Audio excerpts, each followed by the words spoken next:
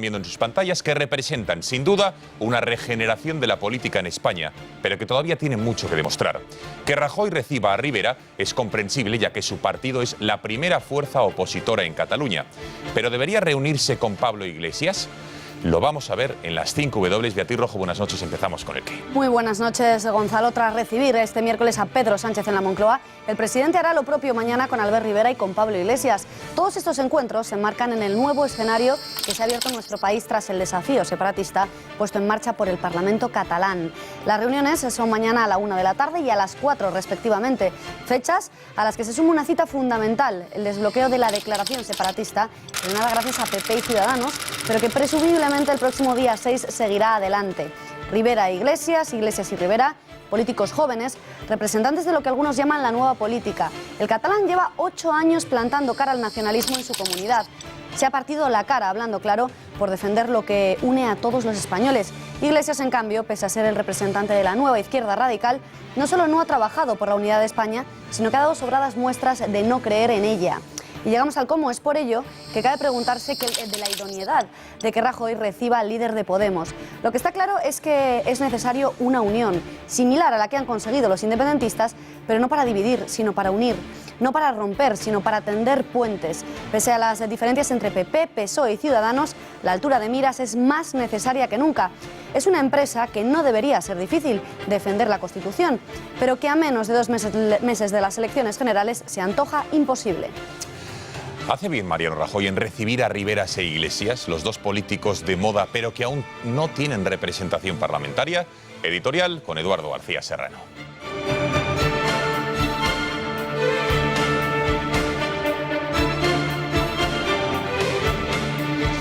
Buenas noches, Gonzalo, Beatriz. Pues en contra de lo que pueda parecer, el llamamiento a consultas de Rajoy a Ciudadanos y a Podemos, a la Moncloa, no es una muestra de fortaleza democrática, es todo lo contrario. Es la evidencia de la debilidad del Gobierno y del PP frente al proceso separatista.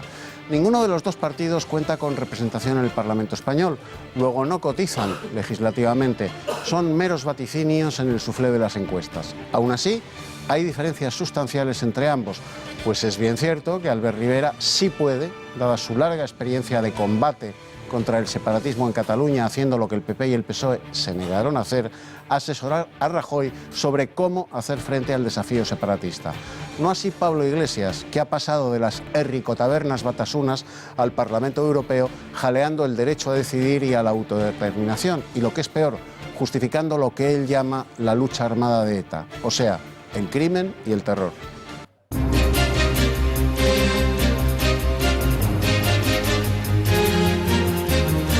La alcaldesa de Madrid, Manuela Carmena, y el Partido Socialista pactan una subida del IBI a grandes superficies a espaldas del Pleno del Consistorio. Acaban también con las ayudas a edificios históricos como el Ritz, el Palace o el Palacio de la Música y reducen las ayudas para las familias numerosas. Mientras esto ocurre en Madrid, en Barcelona la alcaldesa Ada Colau ha concedido las primeras subvenciones que han ido a parar a Cuba, Ecuador y Palestina. 4 millones de euros repartidos entre 70 grandes proyectos de cooperación internacional ligados a estos países. Aznar debería sentarse ante un tribunal por los crímenes de guerra cometidos durante la guerra de Irak. Palabras de Pablo Iglesias tras las declaraciones del ex primer ministro británico Tony Blair, reconociendo que nunca hubo armas de destrucción masiva en el país. En este informativo repasaremos el papel de España en una de las contiendas más polémicas de nuestra historia. O gasolina sobre una situación muy difícil. Creo que basta ver la situación de Irak en estos momentos como para que el señor Aznar por lo menos debería tener la decencia de callarse, aunque lo justo sería que se sentase ante un tribunal porque en Irak se cometieron crímenes de guerra. China va a eliminar su política de un solo hijo. A partir de ahora, las parejas que así lo deseen van a tener 2 vástagos. El Comité Central del Partido Comunista pone de esta manera fin a 30 años de controvertida política demográfica. Vamos a analizar con la ayuda de un experto qué impacto puede tener esta decisión en el gigante asiático. Pero podemos, ¿qué es tipo de actuación? No. No. Y ahora no se necesitan millones de euros en Andorra. ¿Nos podemos buscar a eso? Desafiante, la matriarca de los Pujol ha amenazado a los periodistas que la esperaban con denunciarles si se acercaban a ella. Ocurre el día en el que conocemos que los Pujol podrían haber movido entre 30 y 50 millones de euros a Andorra entre los años 90 y 2012. Desde ayer, todos los miembros de la familia están imputados por 4 causas distintas. Desgranaremos cada una de ellas con la ayuda del abogado penalista Juan Ignacio Fuster Fabra.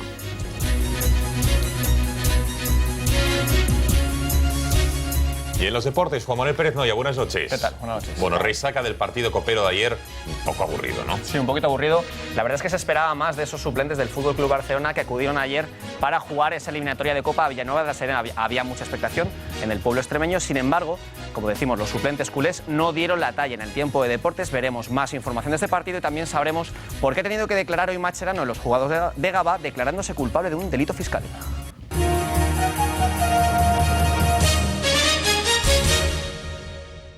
El presidente del Gobierno ha convocado mañana en el Palacio de la Moncloa a Albert Rivera y a Pablo Iglesias. Con el primero se va a reunir a la 1 de la tarde, 3 horas más tarde mantendrá el encuentro bilateral con el secretario general de Podemos. Encuentros que se producen tras el mantenido ayer con el secretario general del Partido Socialista. Rajoy convoca a las 2 nuevas promesas de la política española como consecuencia de la resolución independentista presentada por el Parlamento catalán, por Junts pel Sí y por la CUP.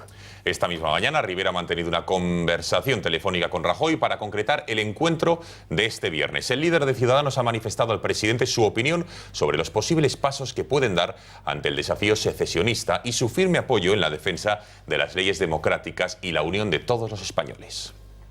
Y sobre todo le voy a manifestar la firme convicción de que los demócratas tenemos que estar juntos.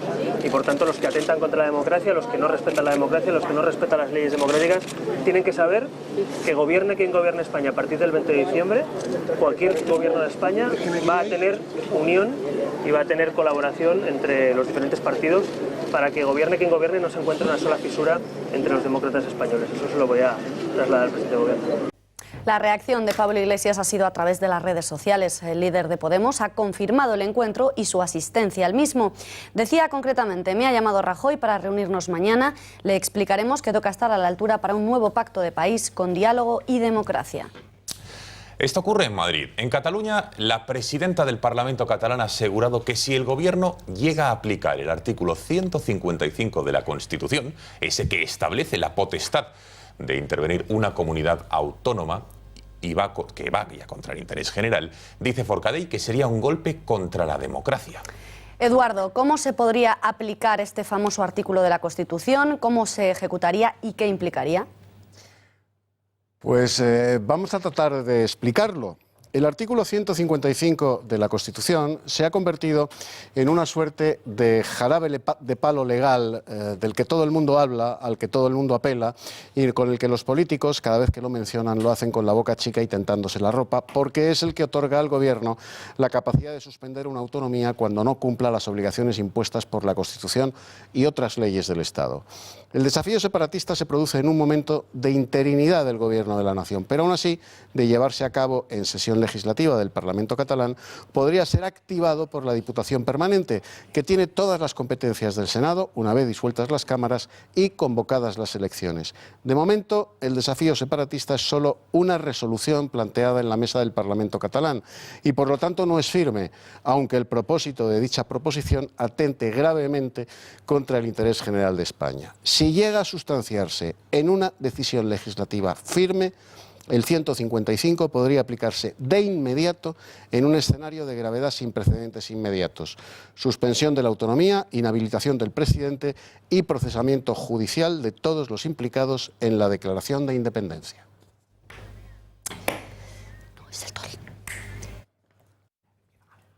Un varón socialista, Emiliano García Paje, se ha mostrado partidario de dialogar. Asegura que el artículo 155 de la Constitución debería ser el último, dice, recurso a aplicar, aunque asegura que no lo descartaría por el momento. Más asuntos de la actualidad. En una entrevista en el periódico francés Le Monde, Artur Mas ha asegurado que la resolución de independencia presentada esta semana en Cataluña va a marcar el inicio precisamente de la desconexión con España. Asegura que la victoria del sí es, por tanto, indiscutible. El líder catalán asegura que es sorprendente, dice, que el gobierno español, que ha impedido la celebración de un referéndum formal como se hizo en Escocia o en Quebec, ahora interprete los resultados de la elección como si fuera un referéndum. Añade que el presidente español, Mariano Rajoy, solo tiene que seguir el ejemplo de David Cameron, que admira mucho y que permite que el referéndum sea legal. Pero sigue asegurando que, en primer lugar, el Parlamento recién elegido de Cataluña hace una declaración solemne para conmemorar el inicio de un proceso político que ponga fin a la independencia. Y por último, dice que estamos convencidos de que con el diálogo productivo con las instituciones pertinentes en España, Europa y otros lugares podrán conseguir un resultado positivo que beneficie a todas las partes. Por su parte, el ministro de Economía, Luis de Guindos, no le preocupa el diálogo, el órdago, mejor dicho, independentista de Cataluña, de Junts pel Sí, de la CUP, porque cree que no va a afectar a la economía catalana, ya que los inversores lo ven como una ensoñación que no va a ir a ningún sitio. Considera que la economía española sigue siendo vulnerable y si no se continúa por la senda del cambio marcada por el PP, dice de Guindos, podría volver a la casilla de salida. Mire, Cataluña nunca va a ser independiente, lo decía antes, pero Cataluña lo que tiene en estos momentos es una situación política en la cual el gobierno, un gobierno que tiene muchísimas competencias, depende de un grupo antisistema como es la CUP. En el PSOE, Pedro Sánchez no ha conseguido detener las diferencias internas. Su propuesta de reforma de la Constitución ha sido recibida con críticas por parte de Juan Carlos Rodríguez Ibarra, quien asegura que no es la manera de hacer frente al desafío catalán. Reunión secreta el pasado domingo 25 de octubre entre Artur Mas, presidente en funciones de la Generalitat, con otros miembros de su lista amiga de Junts pel Sí, se reunieron con dirigentes de la CUP. Información que ha confirmado fuentes de la formación antisistema. El líder de Convergencia y los de Esquerra buscaban convencer a los probatasunos de que invistan a Mas como presidente. Pese a la reunión, la CUP sigue siendo tajante. No lo van a hacer. Según el diario El Confidencial, el encuentro habría creado muchísimo malestar en Convergencia Democrática de Cataluña.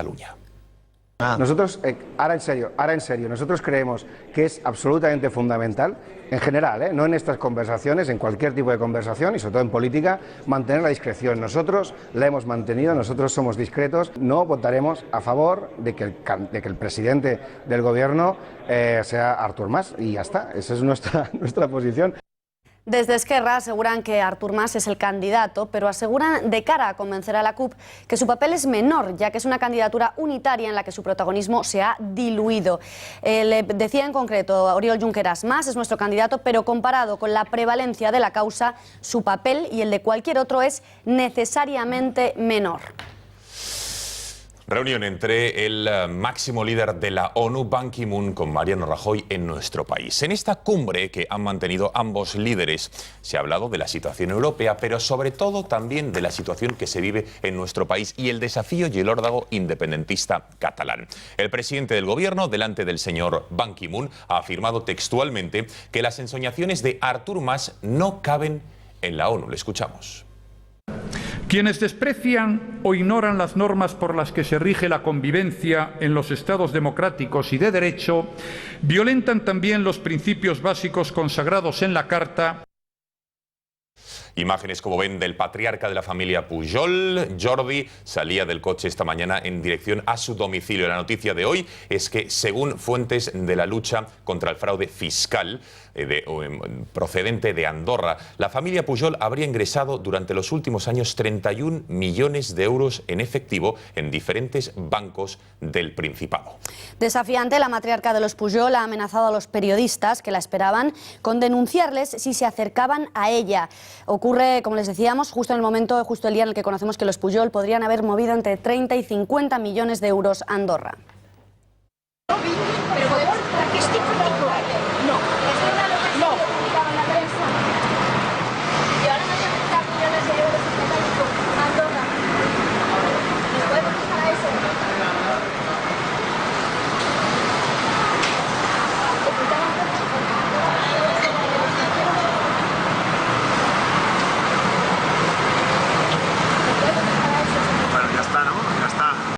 Por su parte, la exministra de Defensa, Carme Chacón, ha asegurado hoy que tanto Mariano Rajoy conocía las actividades delictivas del señor Bárcenas como Artur Mas conocía todo lo que hacía Pujol. Todo el mundo en España sabe que Rajoy sabía lo de Bárcenas y todo el mundo en Cataluña sabemos que Artur Mas sabía lo de los Pujol, porque no puede ser de otra manera, pero es que vamos a añadirle a la familia fundadora, toda ella imputada.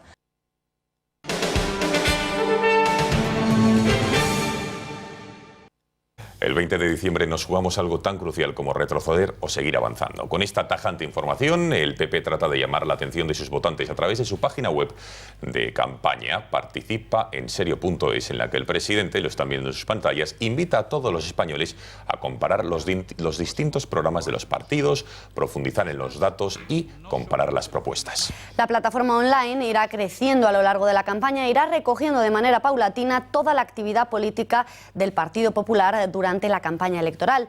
La web se convertirá así en la parrilla de contenidos donde afiliados, simpatizantes, militantes, periodistas y todos los ciudadanos que quieran puedan acceder a toda la actualidad que se genere durante esta campaña. Con esta iniciativa, el PP pretende implicar más al votante en las que a su juicio son los comicios más importantes celebrados en democracia. Más asuntos de la actualidad política. El vicesecretario de Autonomías y Ayuntamientos del PP, Javier Arenas, ha querido referirse a los posibles pactos resultantes de las próximas elecciones. No ha dudado en manifestar su convicción de que Pedro Sánchez va a coger todo lo que pueda con tal de tocar poder. De la gente que va a pasar después de las elecciones generales, pues mire usted, lo mismo que en las municipales. Sánchez cogerá todo lo que pueda, alianzas con extremistas, con separatistas, con radicales, para que no gobierne el Partido Popular. Ha dimitido el número 2 de Podemos en Castilla y León, Pedro de Palacio, tras conocerse que fue condenado por un delito de abusos sexuales contra una menor de 5 años cuando él contaba con 17. El diputado autonómico deja todos sus cargos para, no dice, perjudicar al partido, aunque según la formación morada no ha forzado su cese. De Palacio estuvo un año bajo tratamiento terapéutico al no poder ingresar en prisión por su minoría de edad. En una carta difundida a los medios hoy, la víctima de estos abusos, la presunta víctima, ha desmentido que haya sufrido ningún tipo de abuso sexual por parte de Pedro Palacio. La joven señala que nunca ha dejado de tener con el diputado de Podemos una relación afectuosa y sana en el marco de su vinculación familiar y que la condena judicial se produjo en un contexto de divorcio de sus padres que fue altamente conflictivo.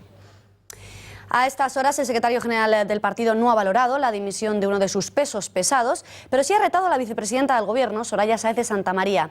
Tras las palabras de la número 2 del Gobierno, mostrándose sorprendida por el cansancio de Iglesias, este la ha desafiado a un duelo de baile. Que no quieren hablar con nosotros, que bailen con nosotros. Yo me marco un baile con la vicepresidenta encantado y vamos a ver quién aguanta más. Ya en serio. Todo han sido bromas por parte de Pablo Iglesias. El secretario general de Podemos considera que el expresidente José María Aznar debería sentarse ante un tribunal por lo que dice son los crímenes de guerra cometidos durante la guerra de Irak. Echó gasolina sobre una situación muy difícil. Creo que basta ver la situación de Irak en estos momentos como para que el señor Aznar por lo menos debería tener la decencia de callarse, aunque lo justo sería que se sentase ante un tribunal, porque en Irak se cometieron crímenes de guerra.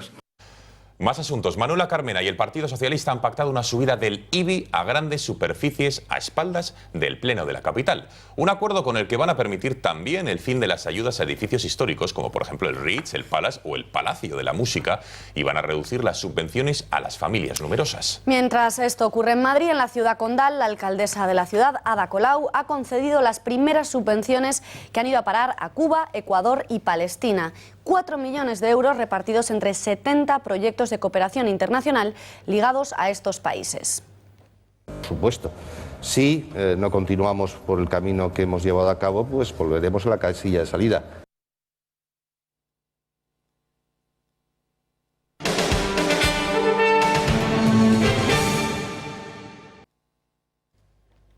Más asuntos de la actualidad. La Audiencia Nacional ha avalado la dispersión de presos de ETA. Recordemos que una veintena de reclusos de esta organización terrorista había pedido derogar esta ley, según la cual muchos de los presos de ETA, en vez de cumplir sus penas, sus condenas en el País Vasco, lo hacen en cárceles del resto de la nación española. Pues bien, la Audiencia Nacional asegura que la política de dispersión actual, y cito textualmente, no conculca derechos fundamentales como los de defensa, el de comunicación o visita de sus familiares o el de asistencia médica y de acceso a la cultura. Eduardo, ¿qué te parece esta decisión de la Audiencia Nacional? Pues me parece acertadísima, porque la dispersión de los criminales de ETA en cárceles alejadas del País Vasco y de ellos mismos entre sí, diseñada por el ministro de Justicia socialista Enrique Múgica, es uno de los mayores aciertos de la lucha contra terrorista y no supone, ni mucho menos, la vulneración de los derechos del preso ni de los familiares del mismo. Los presos de ETA forman un frente en sí mismo, de ahí que a la organización terrorista le haga tanto daño no tenerlos, digamos, a mano en los predios que domina el País Vasco y Navarra.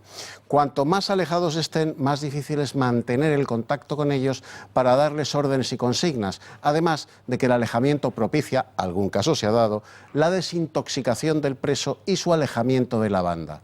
Por eso ETA quiere tenerlos cerca, porque la cercanía implica facilidad y agilidad en el control físico, moral y político del terrorista encarcelado. En cuanto a las protestas por el alejamiento de los familiares del terrorista encarcelado, no cabe más que argumentar que al menos ellos tienen la inmensa fortuna de poder verlos vivos. Los familiares de sus víctimas, no.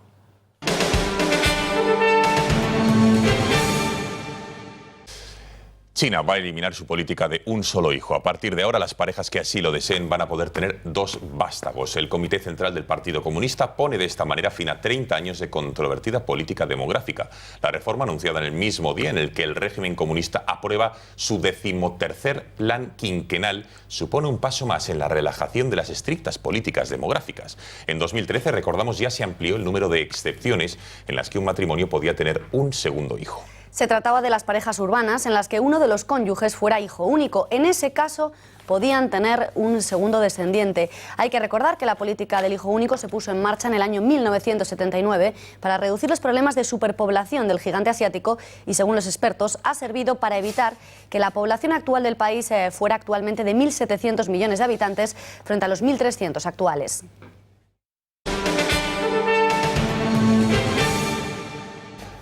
Hay un camino a la derecha. Es el nuevo libro de Santiago Abascal, el líder de la única derecha que ya queda en España. Es una obra en la que mantiene un interesante diálogo o cuestionario con uno de los periodistas más completos de nuestro país, Quico Méndez Monasterio, a la sazón director de Gaceta.es. Esta tarde se está presentando el libro y en el Teatro Ateneo está nuestra compañera Rosa Cuervas Mons, a quien ya saludamos. Rosa, buenas noches.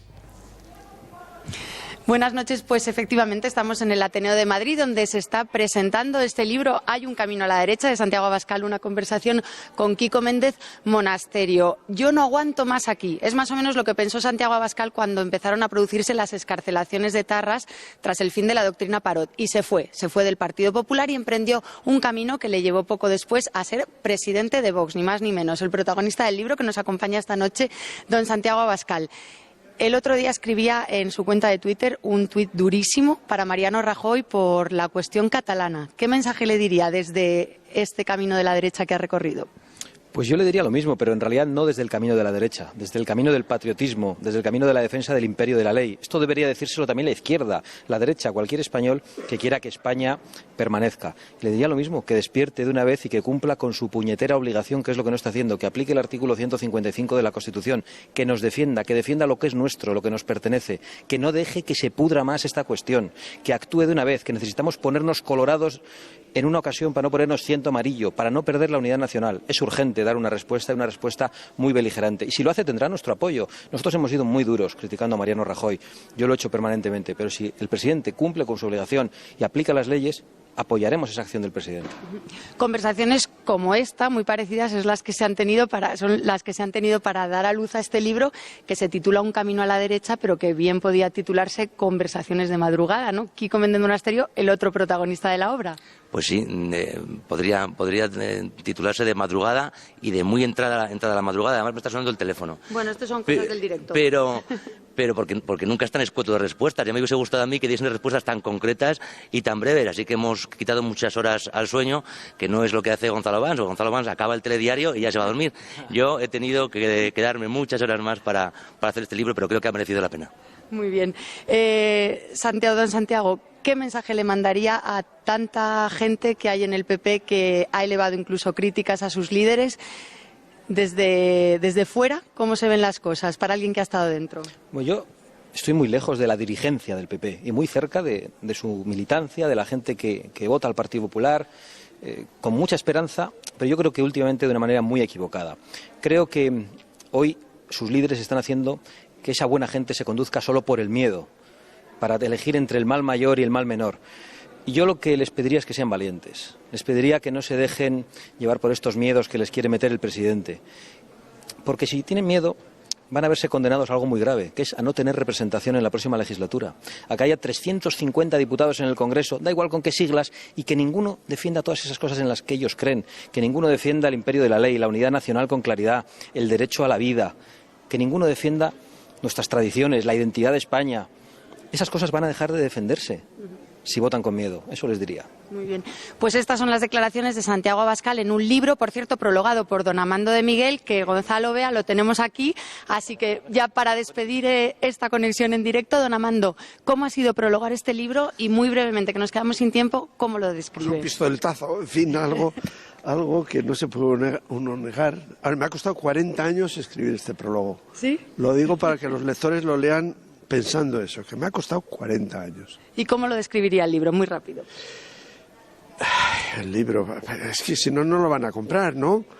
Pues es una conversación que es muy raro porque ahora hay libros de entrevistas, pero esto no es un libro de entrevistas, es un libro de conversaciones, de una conversación, vamos, larga, que da lugar a un libro y es tan relajado eso de conversar entre dos personajes que son dos de las personas a las que más admiro. Y por tanto, ¿qué voy a decir? Muy bien, pues con esto nos despedimos, Beatriz, Gonzalo, y aquí seguimos en la presentación de este libro, Un camino a la derecha.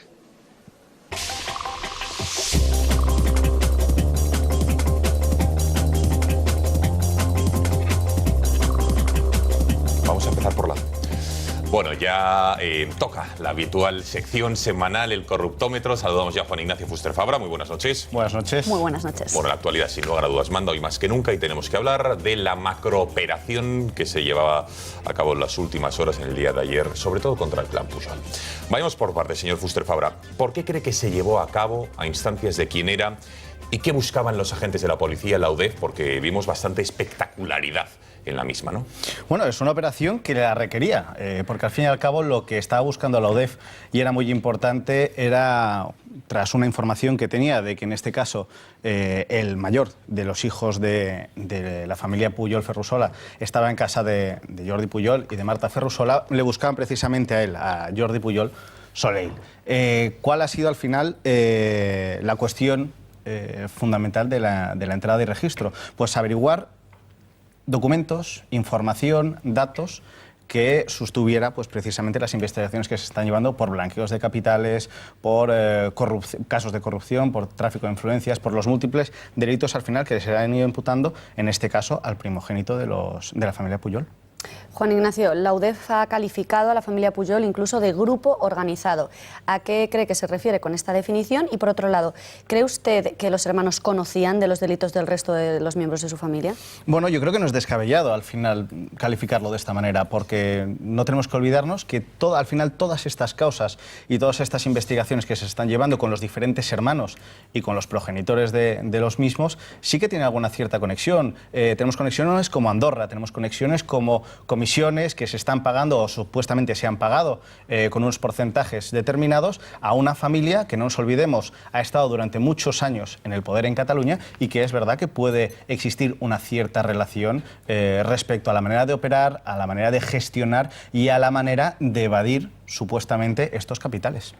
Entonces, para entenderos y que el espectador lo entienda, quiere decir que a lo mejor sabían que iban a delinquir y se repartían, digamos, los delitos a realizar por cada uno de ellos, es decir, tú por ejemplo, la ITV, tú el tema del blanqueo de dineros, tú la evasión fiscal, etcétera, etcétera, o es que al final es una suma de diferentes delitos de los que cada uno no tenía ni idea. Bueno, en el fondo, cuando estamos viendo todas estas causas y sobre todo por lo que nos está informando los medios, sí que nos damos cuenta de que puede existir una correlación. De hecho, se habla que hay uno de los hermanos que es quien estaba articulando y un poco perfilando cuál era la estrategia, sobre todo no para cada uno de los negocios, sino para qué se hacía con el capital que se adquiría y que se obtenía, en este caso, en los negocios. No nos olvidemos que primero son unos supuestos pagos de comisiones y después de ese supuesto pago de comisiones, ¿qué se hace con el dinero? Ese dinero tiene que salir de España en este caso, blanquearse de una manera o de otra a través de sociedades, a través de paraísos fiscales y luego la misión importante es reintegrar ese dinero otra vez a la circulación española sin que haya apariencia de delictividad. Vamos a seguir abordando cuestiones que hemos conocido hoy, como la comisión rogatoria enviada por Andorra al juez de la Audiencia Nacional, que demuestra que la familia Pujol, que los Pujol, ingresaron más de 31 millones en efectivo en sus cuentas y además hay otros 10 millones de origen desconocido. ¿De dónde sale este dinero, por un lado? Y por otro lado, ¿cómo es posible ingresar 31 millones en efectivo en Andorra? Pues depende de la versión que cojamos. Si nos vamos por la versión de los Pujol, seguramente seguirá manifestando que es una herencia, lo cual creo que es poco creíble y los espectadores lo saben.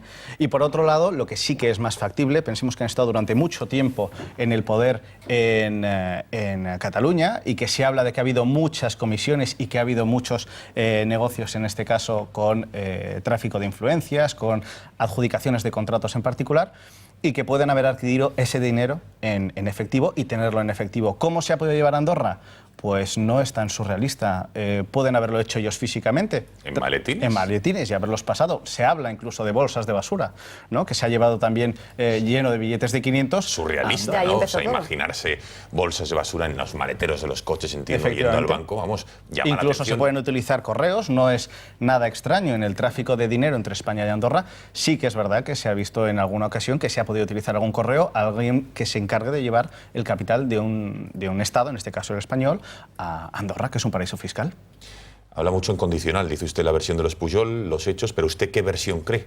En base a las pruebas y en base a su experiencia como abogado en otros casos, entiendo que habrá visto hechos similares. ¿Qué cree usted? ¿De dónde pueden proceder ese 31 millones como mínimo? La UDEF lo califica en más en efectivo que han ingresado en los bancos. Pues sin adjudicarme la posibilidad de que me imputen un delito a mí, por manifestar qué es lo que puede haber sucedido, sí que es verdad que hay muchos indicios. Y es verdad que la UDEF yo creo que está en el camino de pensar que no es un dinero de origen lícito, sino al final son unas comisiones adquiridas ilícitamente y que precisamente son estas las que pueden haber derivado en una investigación tan importante. Porque si no hubiera una mínima duda respecto a ese dinero, pues obviamente no se abriría ninguna investigación. Si la hay, es porque hay algo sucio, hay algo que no corresponde con la realidad ni con las reglas del juego.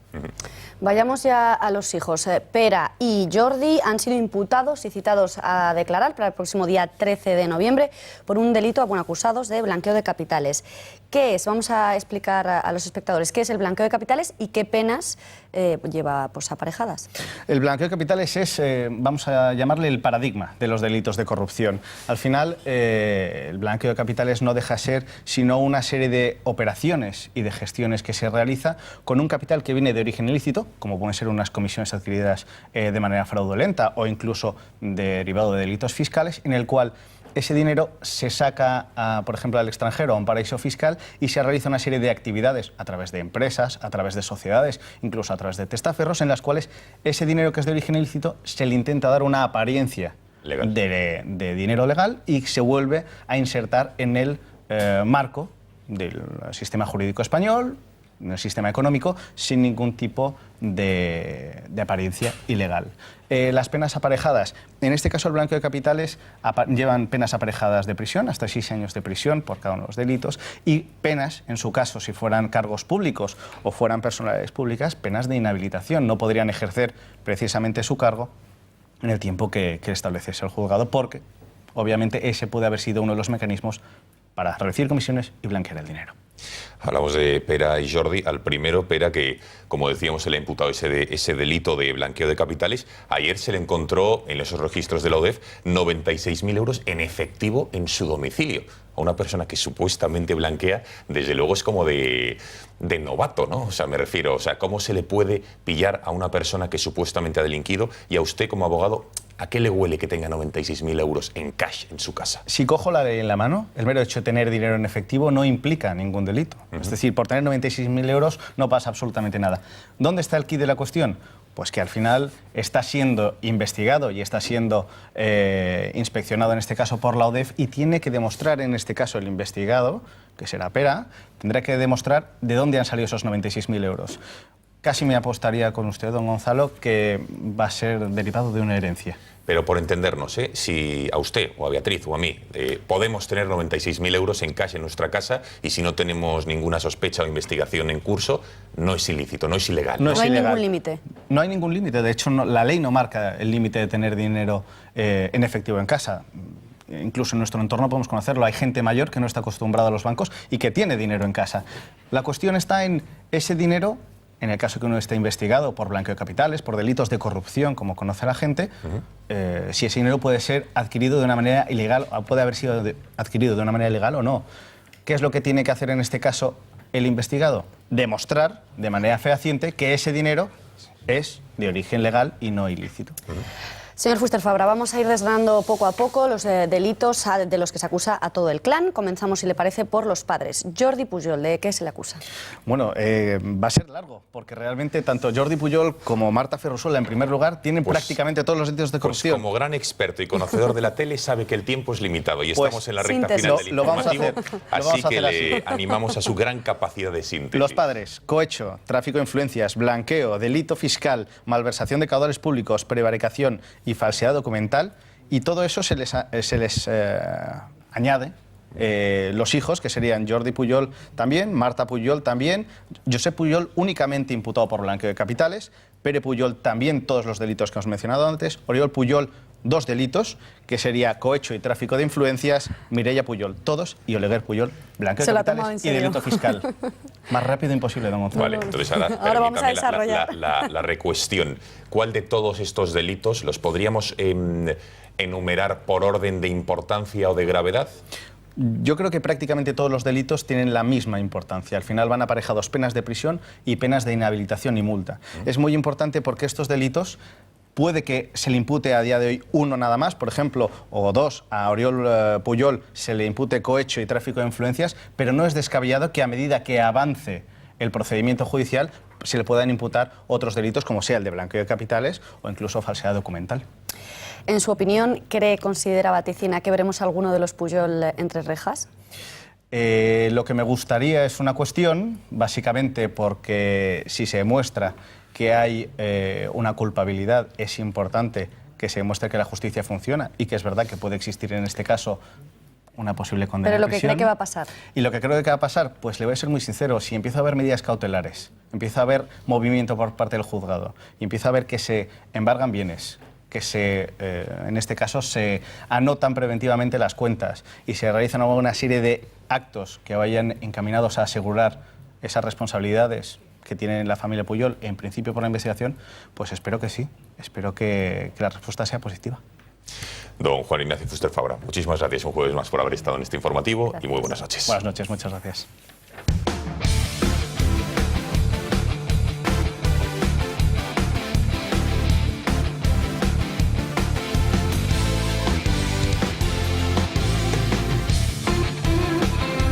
En los deportes, Juan Manuel Pérez Noya, buenas noches. ¿Qué tal? Buenas noches. ¿Qué tal? Buenas noches. Bueno, hay muchísima actualidad, la resaca del partido de ayer, lo de Mascherano, que parece ser que ha reconocido que sí que defraudó a Hacienda. Lo podríamos haber hablado con Fuster Fabra, en fin, lástima que se nos ha escapado. Bueno, tú dirás. Sí, el Barça da para alargar la sección de Fuster Fabra, efectivamente, porque los temas judiciales últimamente están siempre en torno a ello. Soy Mascherano, declarado en el juzgado número 9 de Gaba y ha admitido haber defraudado 1,5 millones de euros por sus derechos de imagen en anteriores ejercicios fiscales. Se los ha pagado ya. De hecho, ha pagado 200.000 euros de intereses por este fraude fiscal y ahora, como se ha declarado culpable, se espera que no haya juicio. Eso sí, queda a la espera de que el juez le imponga una multa que posteriormente pagará el jugador del Barça. Vamos ya a lo puramente deportivo en el equipo catalán. Ayer jugó esa eliminatoria de Copa del Rey adelantada por el Mundialito de Clubes. Empató a 0 ante un segunda B, el Villanovense. Al término del partido, Luis Enrique, a pesar de que sus jugadores suplentes no mostraron una muy buena imagen ante un equipo claramente inferior, se mostró satisfecho. Hombre, esperaba ganar el partido, a eso hemos venido, a intentar generar más ocasiones de gol. Hemos tenido algunas no demasiado claras, pero bueno, el resultado es el que está ahí y queda todo pendiente del partido de vuelta. Lo que sí me gustaría destacar es el trato recibido por toda la gente de Villanueva de la Serena, por toda la gente del club, por el esfuerzo que han hecho, se ha visto, por el gran ambiente que ha habido futbolístico y muy contentos de haber venido. Bueno, pues quizás en esa buena actuación del villanovense influyera este vídeo motivacional que preparó el entrenador de porteros para su plantilla. Le mostró mensajes de apoyo a todos sus jugadores y además mostró los fiascos del Barcelona en Copa del Rey en ediciones anteriores ante equipos como el villanovense de Segunda B. Estamos viendo los goles que dejaron eliminados al Barça hace bastante tiempo y posteriormente estos mensajes de apoyo con música épica para motivar a sus jugadores que, como ya decimos, dieron una muy buena imagen. Y nos vamos desde Barcelona o desde Extremadura hasta Madrid para ver el entrenamiento del club blanco en el que se ha reincorporado James Rodríguez, que parece estar mucho más cerca de reaparecer. En teoría serían buenas noticias para Rafa Benítez. Sin embargo, la Federación Colombiana está dispuesta, está convencida de que va a convocar al jugador, al mediapunta colombiano, para los próximos partidos internacionales. Recordamos que James se lesionó con su selección, se ha recuperado después de 50 días con el Madrid y antes de debutar con el equipo blanco le va a volver a convocar su federación. Así que se avecina un conflicto entre el Real Madrid y la Federación Colombiana.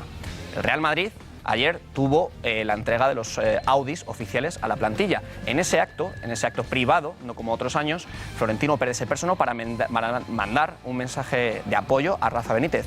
Ayer, en Punto Pelota, Luis Sánchez Flor, nuestro director, lo comentó antes que en ningún otro sitio. Vamos a verlo.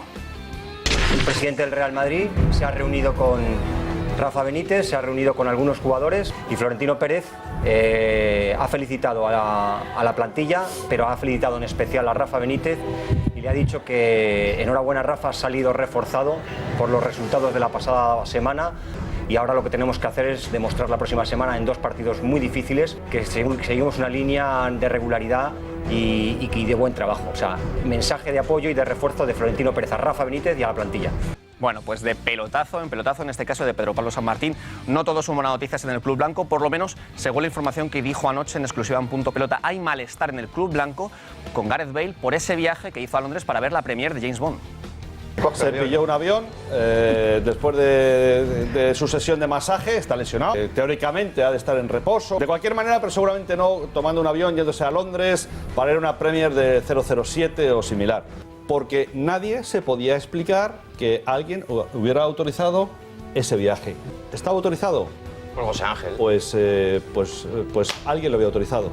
Pero no lo había autorizado el que lo tenía que autorizar. Correcto. Bueno, pues aparte del fútbol, nos vamos con la información polideportiva. Anoche vimos una imagen desagradable en la Copa Italiana, un mensaje contra Rossi de los Ultras del Nápoles y otra positiva, la que estamos viendo. Hamilton, después de ganar por tercera vez el Campeonato Mundial de Fórmula 1, parece que se pasa a la lucha libre, al menos en esta exhibición. Se le dio bastante suelto al piloto inglés en este acto publicitario en Londres. Bueno, Juanma, esto es transfugismo, pero en el deporte, ¿no? Sí. Nos marchamos ya, pero les dejamos, como siempre, amparados por la información en Gaceta.es y también en puntopelota.es para todo lo deportivo.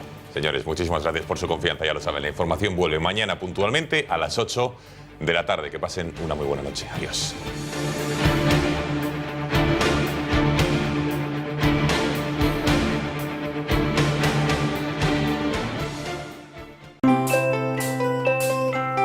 And all we want is love, and all we want is fun.